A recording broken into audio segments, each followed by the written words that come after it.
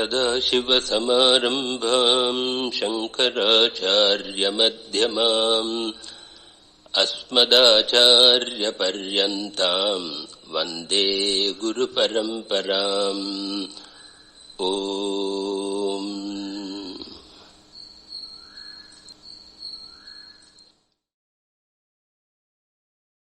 Yeah, it's difficult to find, and yet always seems to be the smell of the ego.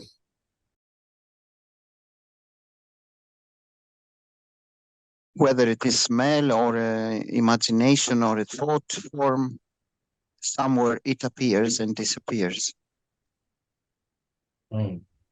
Always fleeting, isn't it?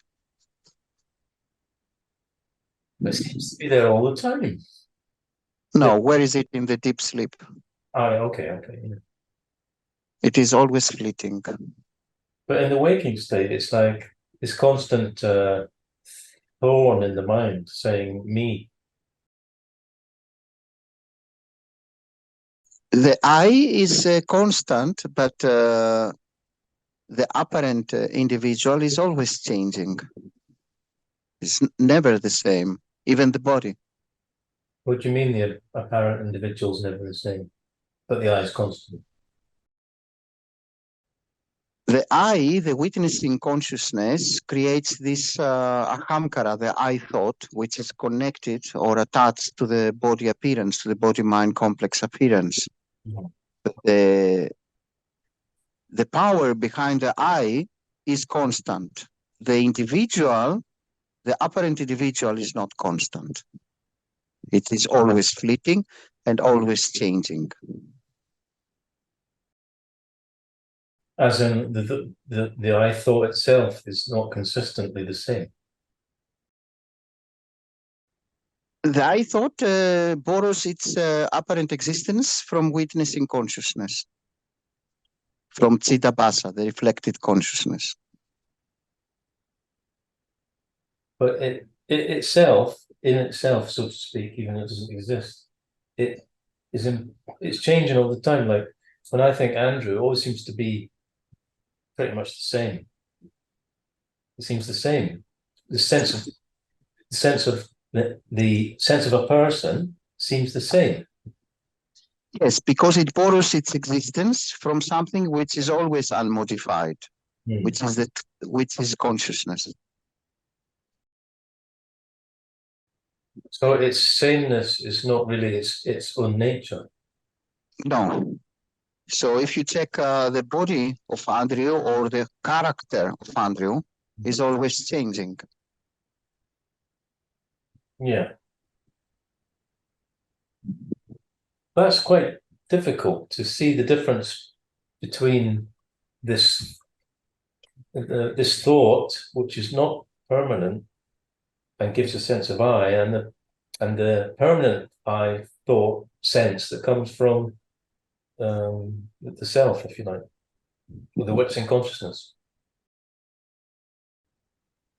It needs practice. It needs the revelation from the teachings. It needs guidance from Guru Parampara, the scriptures, the Guru, constant sadhana. It's like they're mixed together. But it is just a false pattern from billions of lifetimes. It's not that easy to do this viveka, this discrimination.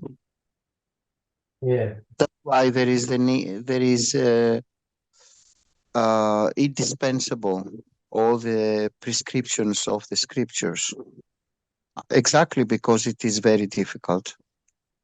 So the I thought, which is synonymous with person, it feels constant because it's connected to something that is constant, but it in itself is not constant. So how? No. So how? What's the best way to have this discrimination then that's necessary to see these points? There are many ways. One way is to try to see where is this person. By searching it, it disappears. Nobody can find it anywhere. And then to recognize that there is something constant, this substratum, it's always unchanging and unmodified. So in that explanation, the first part of that is like meditation on emptiness of the person. You go, well, where is this person? And you see there is no real person, but then you go further and you see what there is. Yes. Yeah. One of the ways. There are many, many ways and practices and methodology. Shravanam, for example, the revelation from the scriptures and the listening of the scripture study and the teachings from a guru, and then mananam, dealing with your questions and doubts with the guru, and then nididhyasanam, internalizing the teaching. Like, then the lifestyle also should be conducive. All instructions are necessary. It's not only just one way to deal with these problems. sure.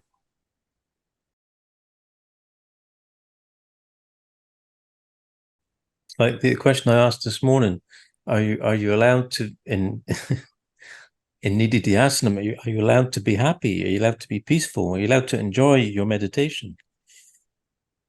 Or is it always to be a struggle?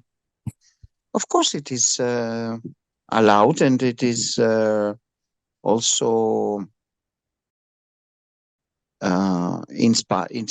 nice inspiration when you enjoy, and it is helpful only when it doesn't become an attachment. So if you enjoy it and then you say, I will do meditation in order to feel nice, then it can be a trap as well.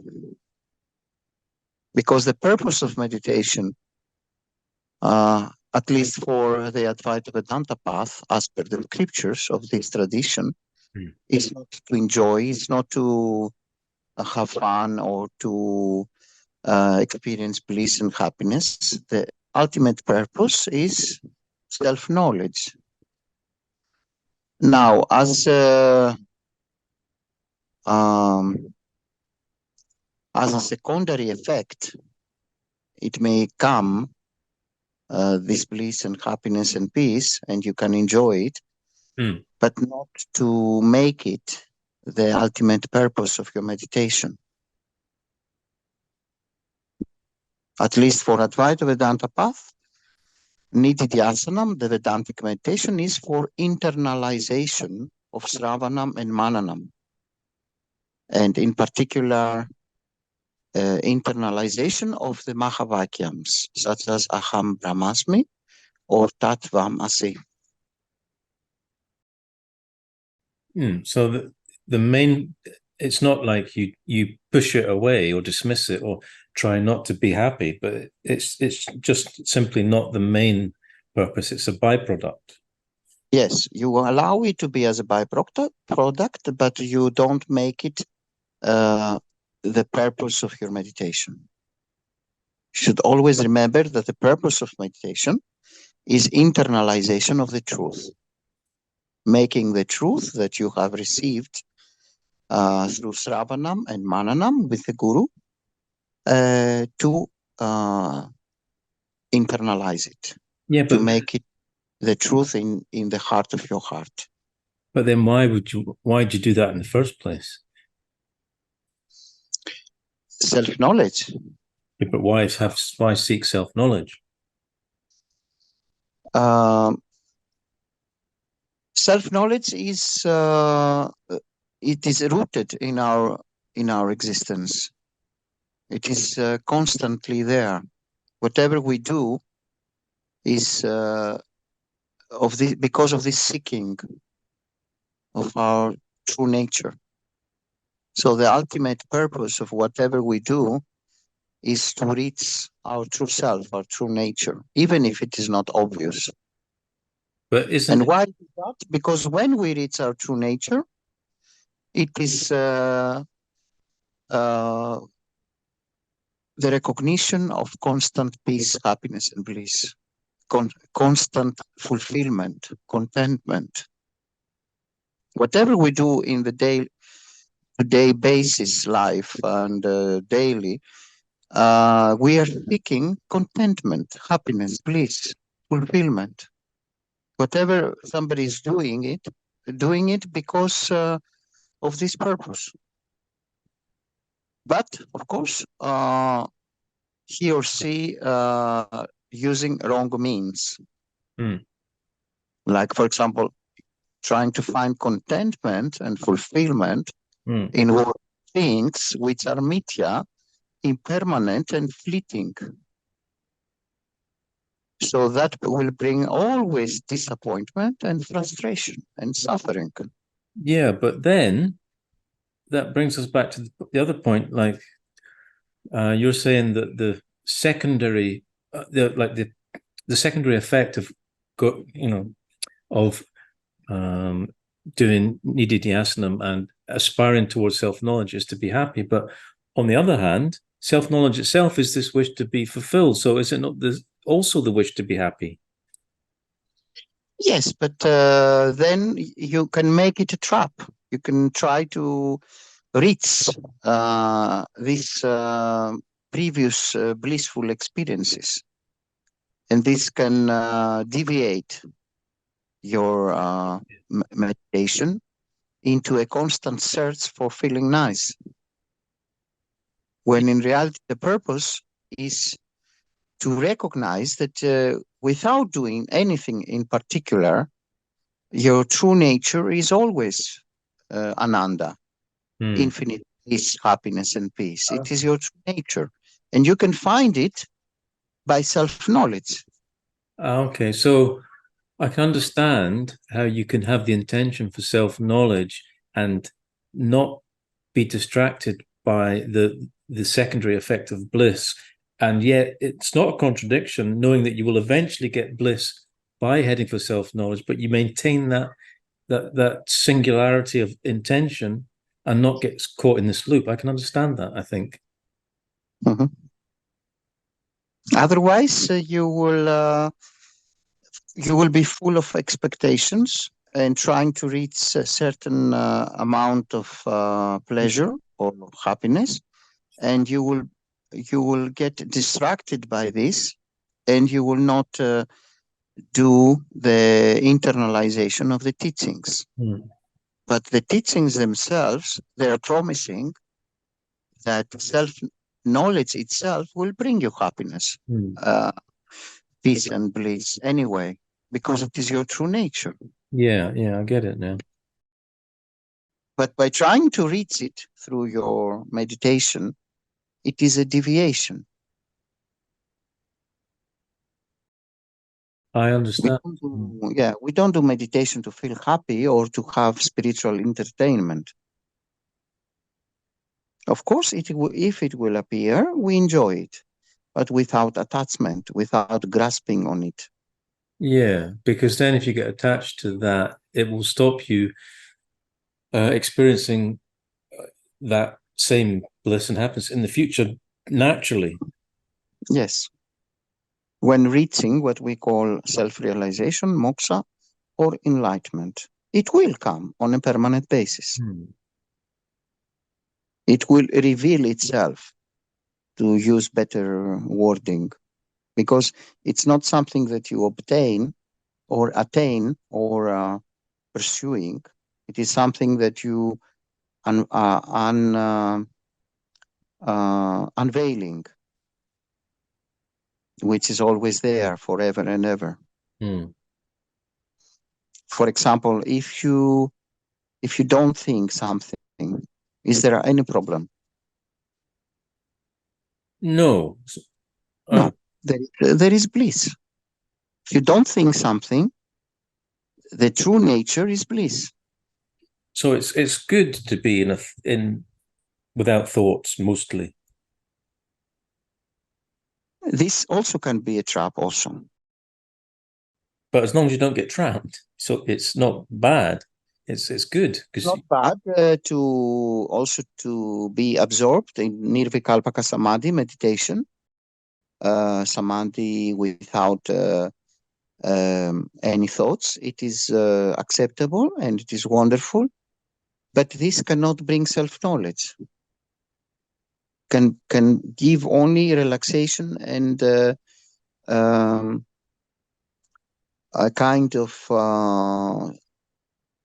rejuvenation in all the system, but by itself alone cannot bring self-realization, enlightenment, or moksha. But as long as you know, you cannot say, I will do samadhi, I will be in samadhi, and that will offer self-knowledge. It is impossible.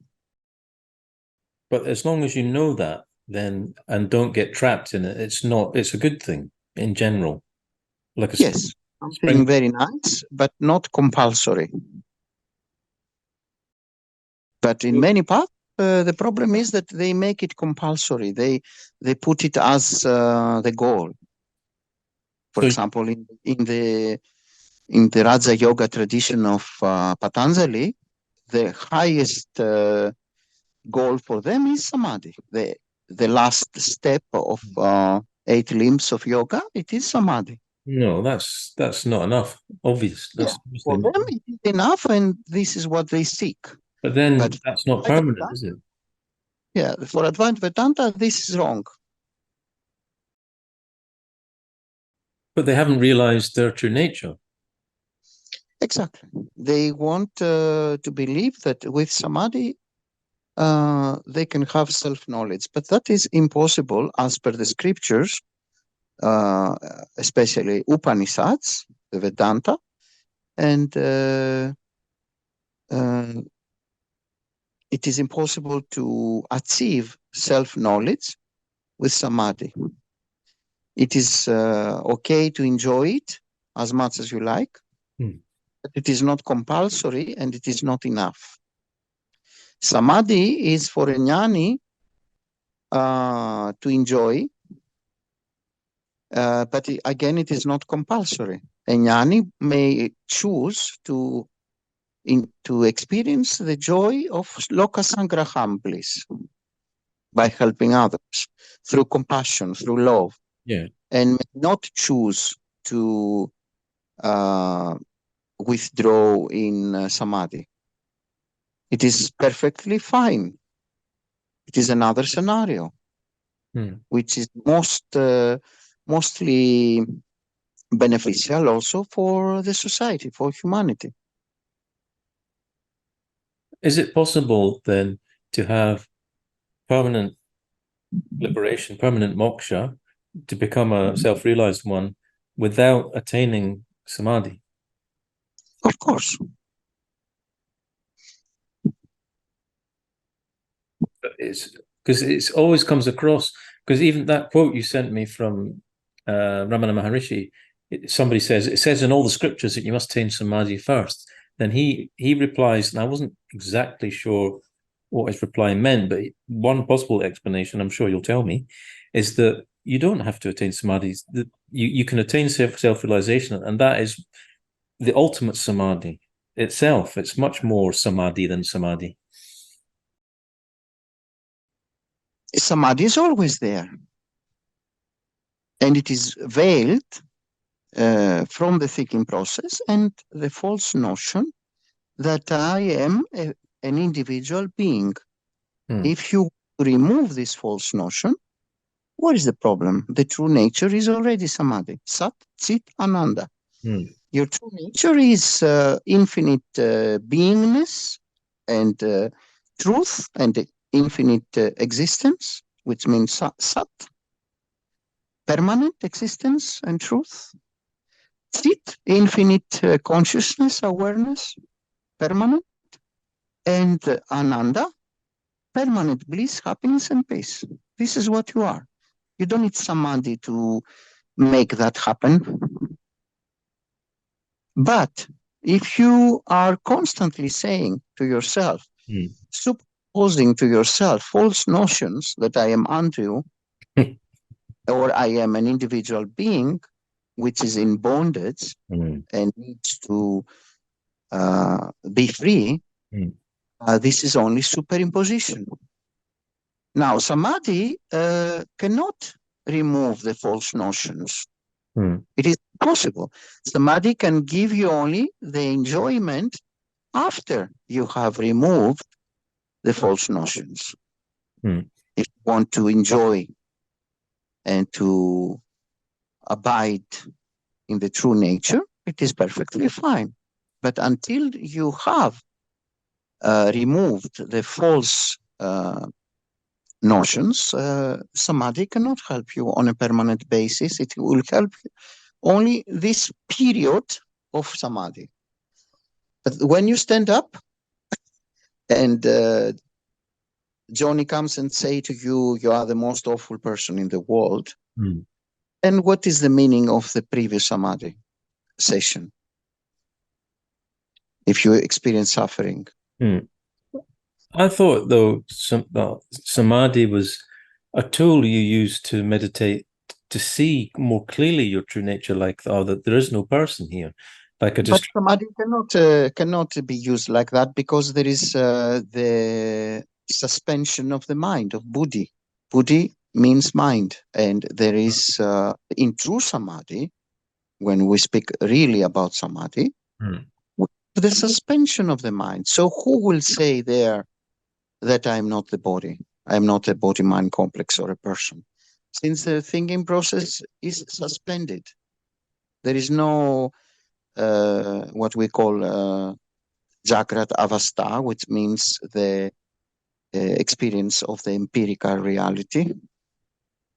Everything is suspended. So how you can use it as a tool? It cannot be used as a tool. It can be used only as abiding and enjoying. Samadhi cannot bring self-realization, enlightenment, or moksha. Only self-knowledge. And self-knowledge is a cognitive process, which you cannot have it in Samadhi. That's interesting, because in my previous tradition I was in, it was like I don't know if it's the same thing, but it was like called tranquil abiding, and you get to a certain level of tranquil abiding, and then you go beyond that to a point whereby you can analyze again. Like, you have this concentration, and you also have the ability to analyze as well. It was called superior seeing. I don't know if you're familiar with that from Dzogchen. They speak in many traditions of what we call Savikalpa Samadhi, which is not the full suspension of all thoughts, but we have, from many thoughts, we have less and less and less, and then one where it is possible to do a kind of nididhyasana, a kind of contemplation of the truth. But this is not Samadhi. This is previous stage. So, for example, if you want to relax the mind and to have less and less thoughts, and then to do nididhyasana and to contemplate that I am Brahman, of course, this can be helpful. Yeah. This is not Samadhi. Samadhi, in reality, in all the legitimate spiritual traditions and in the source of the name, even Samadhi, the term Samadhi, which is Sanatana Dharma, Samadhi means a complete cessation of thoughts, a very deep absorption, a suspension of the mind, where somebody is abiding as the substratum without any thoughts. But previous stages are also mentioned, where there is a complete cessation of the thoughts, but a very big concentration. Yeah. This is also the Raja Yoga of Patanjali, and they call it dhyana, which is the previous stage. And then also these kinds of concentrations Mm. or different kinds of practices can be useful. But again, it is only a tool to concentrate in the truth, which is, again, is a cognitive process. So in order to remove the ignorance that I am an individual entity which suffers and which is in bondage, you need an active buddhi, an active mind. Mm-hmm.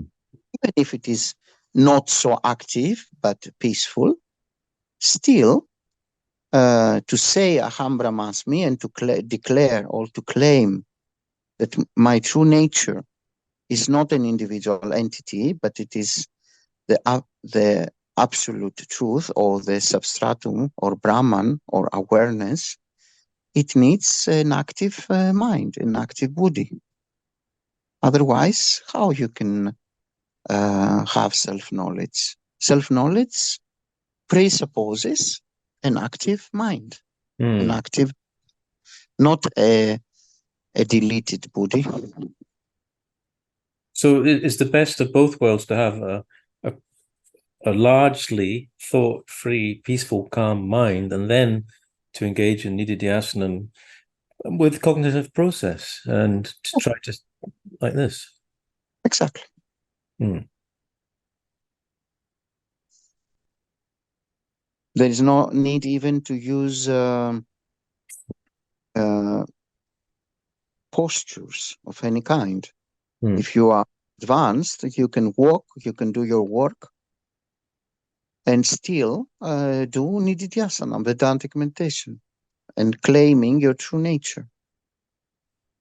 Even during Sravanam, when you are listening to the teachings, either from the Guru or studying the teaching, if you only do that with full concentration, it becomes nididhyasana. It becomes Vedantic meditation. So many ways to do nididhyasana, not only one. One of them is to be completely absorbed and just abiding as your true nature. But this is not the only one, the only compulsory one. So this abiding as your true nature, it's not samadhi you're talking about. It's this just having a peaceful thought-free mind. Yes, but you're still aware of you as awareness. Yeah.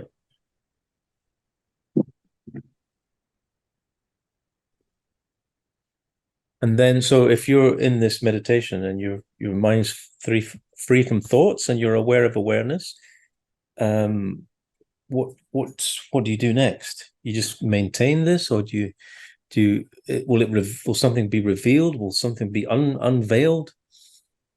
You just being aware of your true nature without the false notion that I'm a Andrew or a body-mind complex or a person or an individual entity of any kind.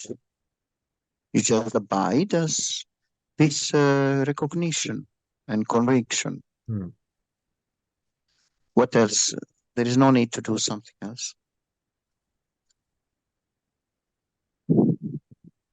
You are always that anyway.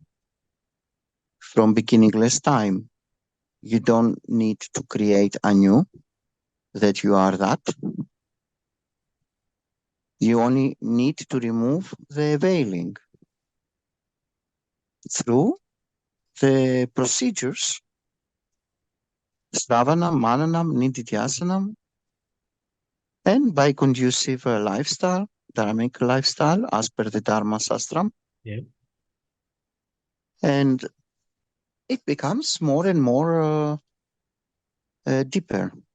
The understanding becomes more and more profound. It starts from just a gathering of information from a guru or a Upanishad, and then you make it, if you do right sadhana, you make it your own truth. And so how can you go into this permanent state of moksha then without going into full samadhi? It's like you take away enough obstructions for your true nature to shine through, and then you're always aware of this. How do you go? I don't quite understand how you become constantly aware of your true nature if you haven't got this profound concentration. There is no need to have to do something. You are already that. You are already this infinite awareness, the substratum. You don't need to create a new. You only need to remove the false notions. And the way that Samadhi is not a prerequisite for that. It's not the only way, as some paths they do believe, and they believe only through that you can accomplish enlightenment, moksha, or self-realization. As per the tradition of the Upanishads, this is not compulsory. So the obstructions and obstacles can be removed through sravanam, mananam, and nididhyasana.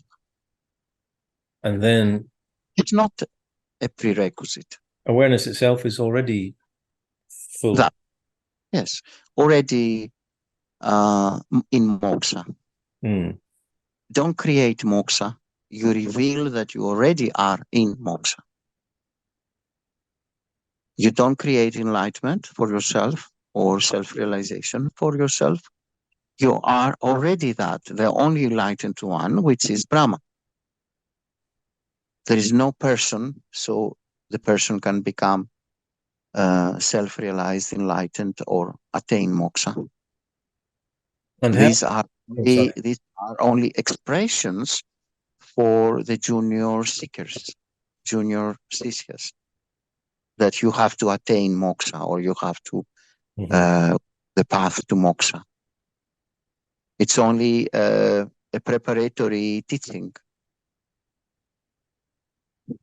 Why? Because there is nobody in the first place, and there is no self-realization, enlightenment, or moksha for a person. Not for somebody, but for nobody. I remember one of my quotes. There's no enlightenment for somebody, but for nobody. And nobody is your true nature, which is not person, which is not somebody, impersonal. Already the only enlightened one. You have to see that. You have to profoundly understand that. Not to see, because this expression, sometimes it can create confusion, because nothing is there to see.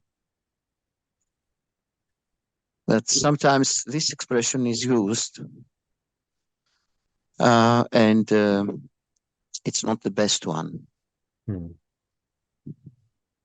It is to remove, through a cognitive process, a profound cognitive process, the false notion that I am an individual entity which is in samsara, which is in bondage, and needs to be free, needs to attain or to create its moksha, its enlightenment or self-realization. When in reality, it is about removing the veiling of the false notion. Ignorance to be removed, and self-knowledge to come in its place. How you remove the ignorance of not knowing how to drive a car? By learning, practicing, having a teacher, and so on and so forth. It is a cognitive process. You cannot learn to drive a car by going into samadhi. Might be quite dangerous. Yeah. So it is a cognitive process, and requires an awake mind in Jagrat Avastha, which is what we call the waking state of the mind, and not the dream state or the deep sleep state, which is similar to Samadhi, the deep sleep state. Mm. Now, if there is a jnani who wants, due to his prarabdha karma, to enjoy this bliss of Samadhi and to stay in Samadhi always, it is perfectly fine, and not to be a guru. But it is also perfectly fine, a jnani, to be a guru and to help infinite beings, apparent beings, and not abiding in this Samadhi. Otherwise, we wouldn't have scriptures, teachings, gurus, guru paramparas. If every jnani would go to a cave and just stay in Samadhi, you can imagine that no guru gulams, no ashrams, no sampradayas or guru paramparas or teaching or scriptures, nothing be there.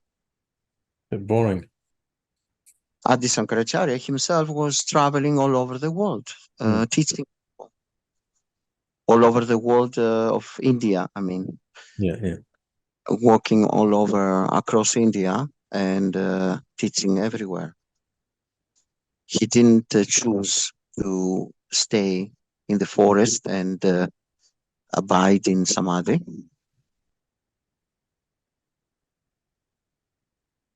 Also, this is one of the topics in Vichara Sagara scripture.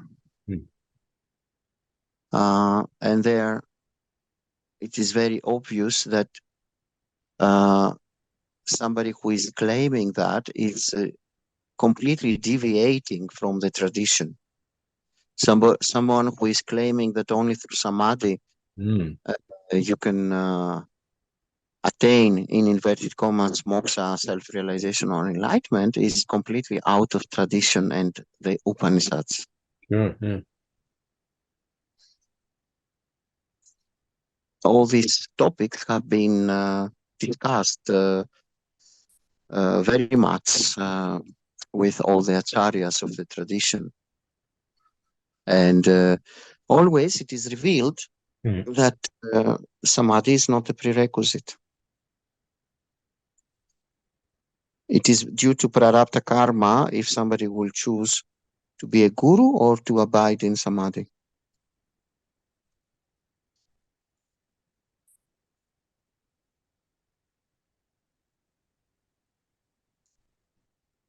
It's very interesting. And how does the jnani know that his realization, so to speak, is, so to speak, the highest? How does he know that there's not, or she know there's not some higher state? Is there a certain knowing where you think, this is the peak, the pinnacle of existence? There's nothing higher than this. Well, either you know that you are a human being and not a cat, or not, isn't it? You don't need to go into the mirror every day and say, I'm Andrew, I'm not a cat. Nowadays, people identifying as cats, wolves. No, you know something, and there is nothing else to do. When you know that you are this substratum, what else to do? And this knowledge is on a permanent basis, and you are convinced on a permanent basis. What else to be done? And do you know that it's permanent and it can't reverse itself? You know that it's permanent, eternal. Yeah, and then there is no need to do something else. You only, as per your the body-mind complex prarabdha karma, either you see a jnani becoming a guru or establishing a gurukulam or helping the society for loka sangraham. He may become a doctor and help the poor. He may go into the forest and just enjoy his knowledge of the truth or abiding in samadhi. Do you think there are some people in this world at the moment who are true jnanis, who are like doctors or, whatever role they choose, and they don't tell people? Yes, if they don't want to become a guru and they don't have such a prarabdha karma, for sure they are.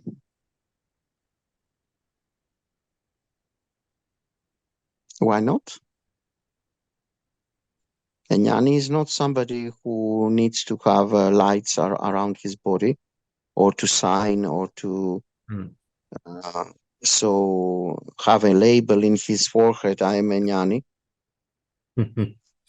or to do any, to perform any occult powers or siddhis and riddhis and things like that. He may be or she may be a very nice person in society who is helping as much as he or she can for the upliftment of humanity. And never revealing that they're I'm the enlightened one, just doing their duty. Yeah. I mean, that's very humble in itself, isn't it? It's like unbelievably humble. Yes, there is no need to be a show off.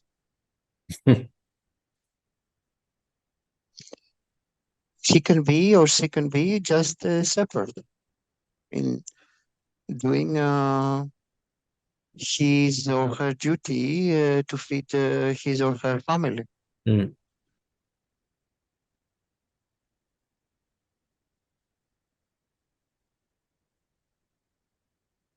It is only about prarabdha karma. For example, the prarabdha karma will give gifts of, let's say, communication skills to somebody to be able to convey the teachings. And to somebody else who is for abiding in samadhi in the nature, not to have at all communication skills. So how he can teach?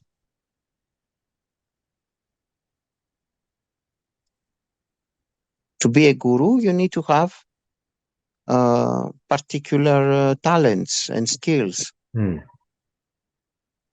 Otherwise, it's better not to become one. If you cannot convey the teachings with a perfect manner, and you don't have nice communication skills, then it's better not to become a guru and to loka sangraham with other means. For example, you can go to the hospital and help the people there. It's still a very beautiful loka sangraham.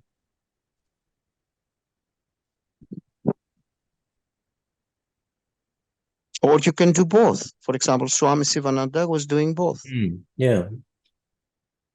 He did. He was also having communication skills and teaching, and he was teaching, and also he was helping with his medicinal skills as a doctor. Yeah. Another scenario, for example, which is a combination.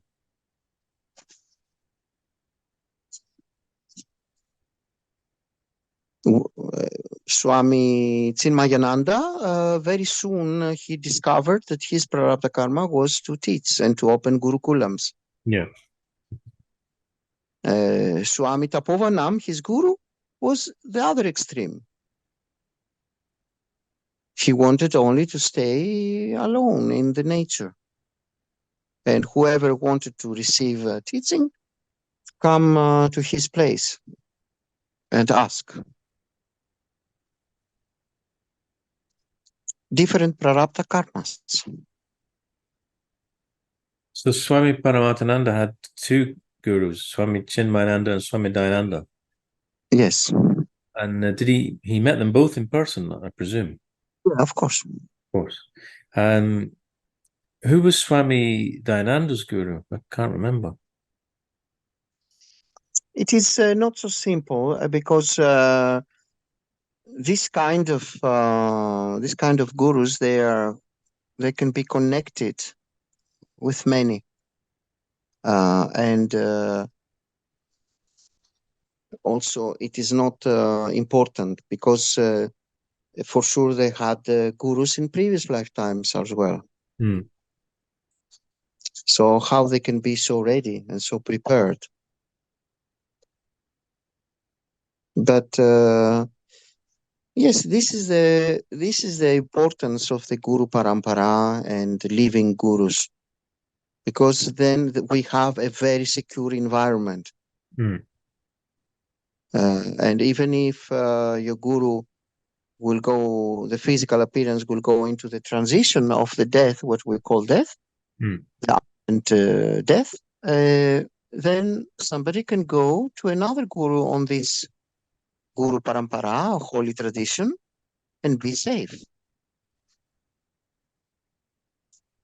But if there is no Guru Parampara, like in the case of Ramana Maharishi, all these people remained after without any guidance, who were claiming that Ramana Maharishi was their guru. And still, a lot of people, they claim that their guru is Ramana Maharishi, which is absurd. How you can have as a guru someone who is not in life, just because you read his books, his works. It is absurd. Yeah, the guru must be living.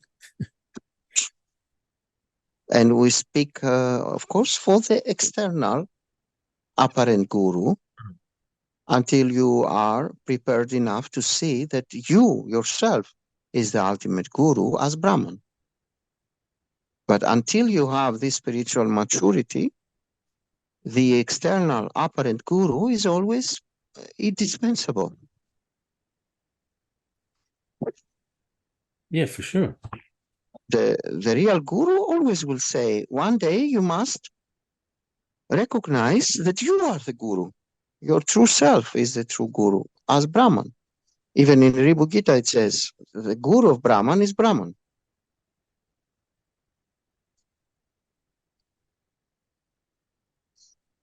Because there is only that. There is nothing like guru and sisya in reality. These are only mithya, only superimpositions, only names and forms, concepts.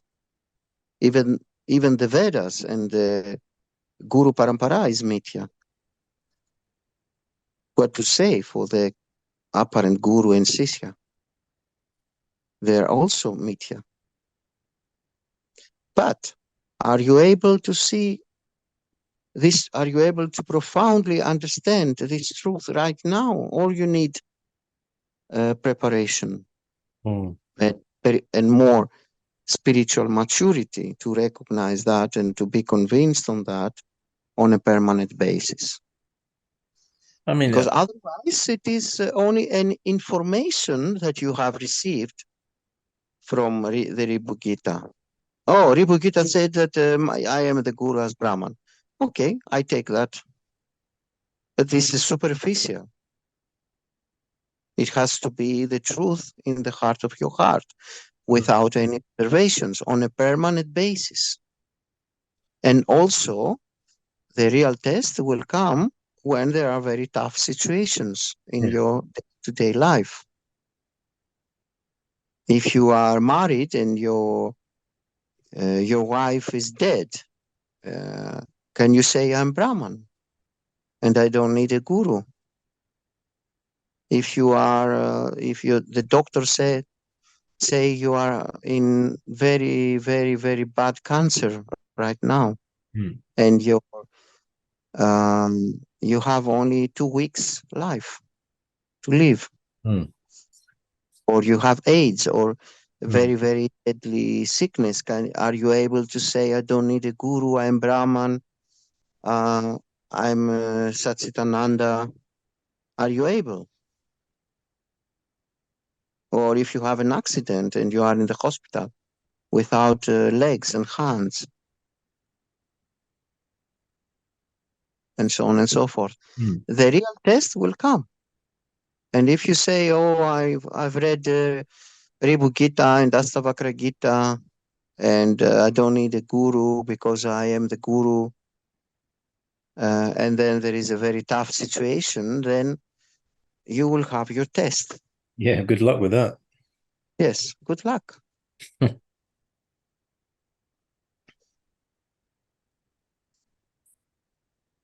Yes, it's so absurd to me that, you can read a couple of books and then, like another example, you're walking through the jungle and a tiger springs out, and it's like, if it's just information, it's like having read the newspaper.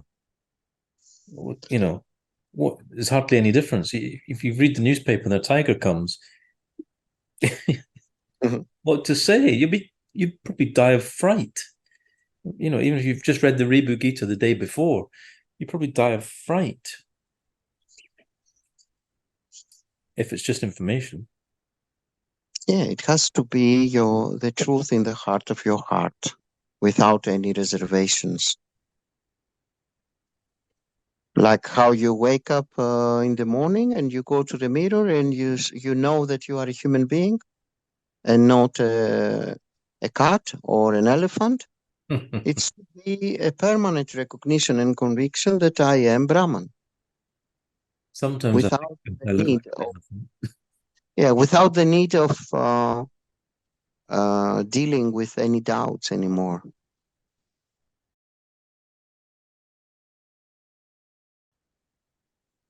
Yeah, that would be nice. And for this to appear one day, it needs all these procedures as per the scriptures. And all are indispensable. You cannot say, I'm doing Sravanam, but I don't do Mananam and Nididhyasanam, or I don't live a life as per the Dharma Sastra. Because if you miss any of the constituents of the instructions, either it will take you many lifetimes to complete the procedure, or it will never be done.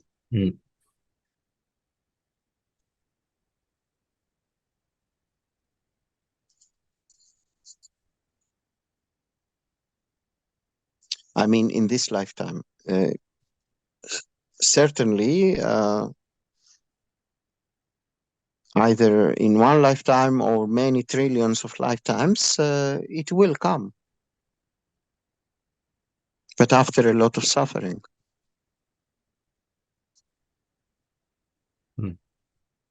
You can go to Scotland also with a small boat. A small boat. Yes. Yeah. But it will not be so comfortable. But it is better to go with an airplane. Yeah. So quick enough. You can just watch YouTube videos of a fake guru and believe that it is enough. And certainly, one way or another, something you will learn, something good and positive and beneficial for self-realization.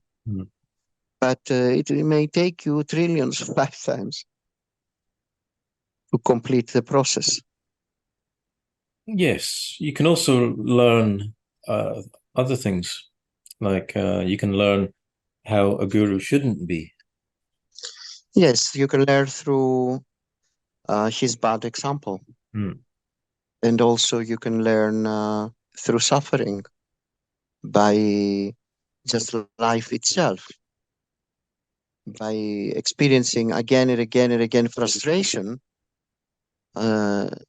because you are investing your happiness to worldly things, one day you will wake up and you will recognize that something wrong is here. I'm always investing to make money to be happy, or to buy a home, or to buy a yacht, or an airplane, or a jet, or to have sexual partners. But I recognize that again and again and again, everything is fleeting. And no matter how I invest in worldly things, the end result is always frustration, suffering, and disappointment, and bitterness. So if you do that, let's say 100 lifetimes, one day, they may be, or even not need to have one more lifetime, because the suffering will be enough. You'll say enough is enough. I know now that the worldly things cannot bring me permanent peace, bliss, and happiness. And then you will turn sooner or later in what we call Atma Vichara, the exploration of what is your true nature, your true self, what you call myself. You will ask questions like, why that to me? Why I am here? Where from where I came, where I go, and things like that will certainly come automatically through suffering. So life itself, I remember one of my quotes is like self-realization in slow motion process. Samsara itself is walking the path to self-realization, but it is slow motion. Okay. Okay, well, it's the signposts are there over the lifetimes. Yes, through suffering, through disappointment, frustration, recognizing everything is fleeting, impermanent, mithya.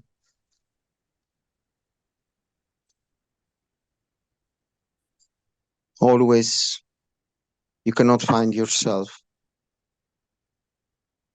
You say myself, but everything is always, you cannot recognize something as the self. Yeah, I remember. I'm sure many people have this experience, and it's nothing so noteworthy. But when I was like 13 or 14, for just a few weeks or a few months, I kept thinking all the time, well, why am I here? Why am I in this house? Why am I with these people? Why, like, why this particular thing? This, like, infinite possibilities. Why am I here? Why is this person my friend? Like this. Nothing came of these thoughts, I might add, but they would maybe from some previous lives. I don't know. It was like to have these thoughts keep coming again and again and again and again. Question. Yes. Yeah, because it is the natural process of life which will bring one day or another, sooner or later, this beginning of inquiry.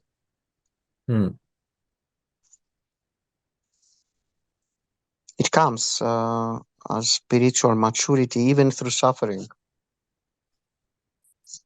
Ramana Maharishi also said that suffering is the way to God. But of course, he meant the way to self-realization. Because God is you, yourself. So if you self-realized, you see that you are the God, and there is no other God than you. There is no any distinction. There must be a point, though, on your path when you start to become happy and you're suffering less and less and less, or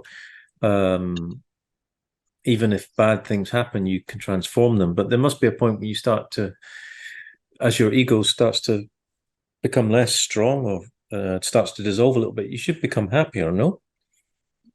It's not, you're not going to suddenly jump from an ordinary suffering being into self-realization. There must be some kind of process. There are stages. Little by little, the ego becomes more wise, Mm. even through the life experiences. So life itself is a guru. If you Only who a true external guru can make the process very, very fast, extremely fast.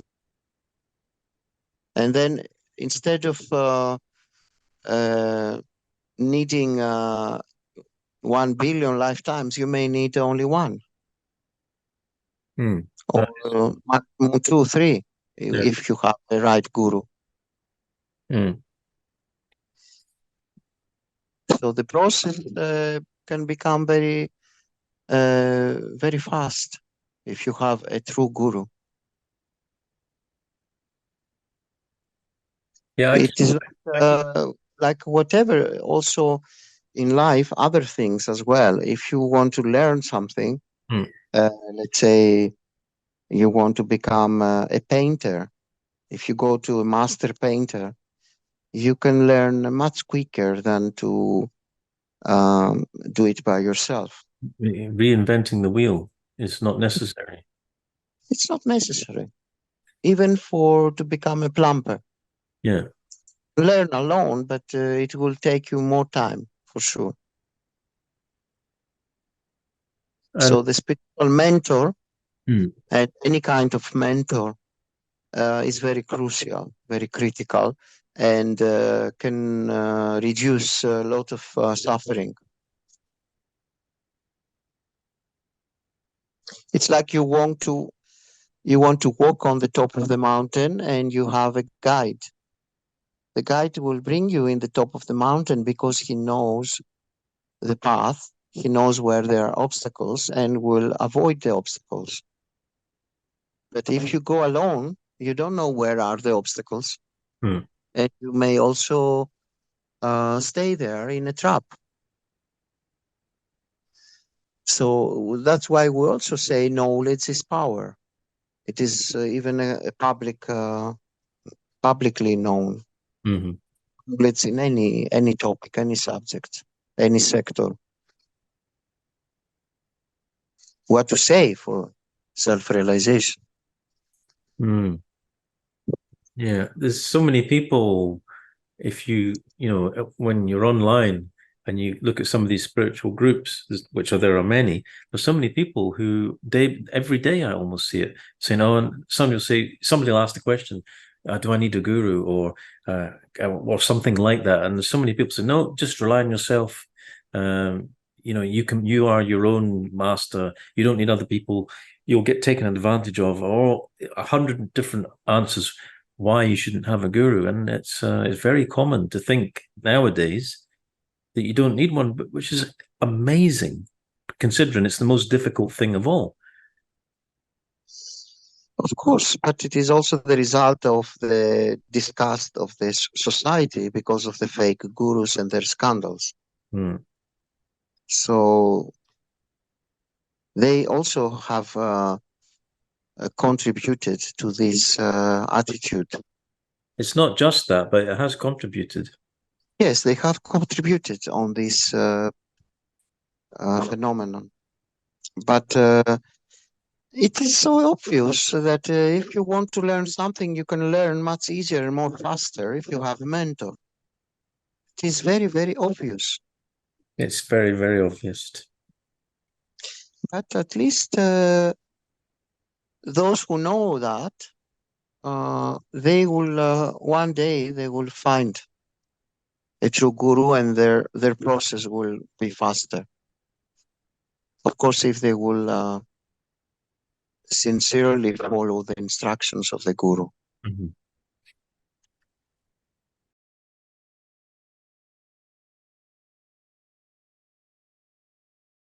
Okay, that was great. Thank you. Okay, good night and namaste. Namaste.